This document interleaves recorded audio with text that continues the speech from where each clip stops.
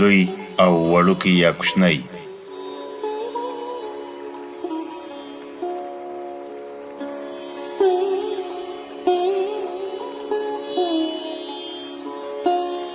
په شفتالو کې زړې دي، په زړو کې د شفتالو ونه ولاړه ده.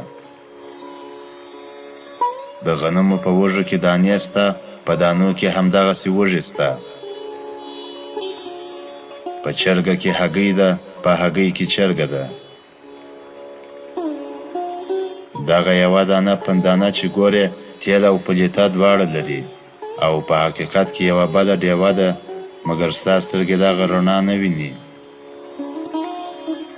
ته خبر نه یې چې په یوه دانه او په یوه څاڅکي کې عالمونه پراته دي. ته پخپله هم د غنم په دانه کې ویده وې، بیا دې په یوه څاڅکي اوبو کې لامبو وهله، نن په لویه نړۍ کې ناست یې او په لویو دریابونو کې ګرځې. کم شان چې ته وړوکي ګڼې هغه هم لوی دی، یا هغه چې تا ته لوی ښکاري هغه هم کوچني او وړوکي دي. ته ونه لویه ګڼې هغه په یوه زړه کې ده.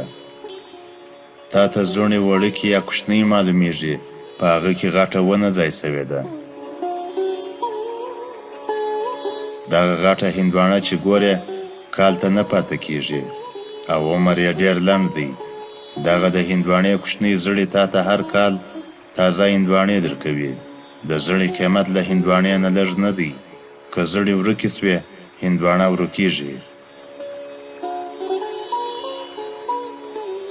نو راسه، هیڅ شی وړوکی او کوچنی مه ګڼه، ځکه چې دلته غټ او کوچنی، لوی او وړوکی نسته. ټول برابر دی، یوازې خدای پاک لوی دی او بس.